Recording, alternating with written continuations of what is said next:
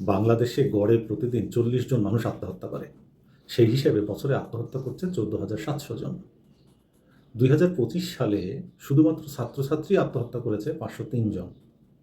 ১৩ থেকে ১৭ বছর বয়সী কিশোরীদের মধ্যে ৪ থেকে ৬% হয় আত্মহত্যার চিন্তা করে, নয়তো আত্মহত্যার পরিকল্পনা করে।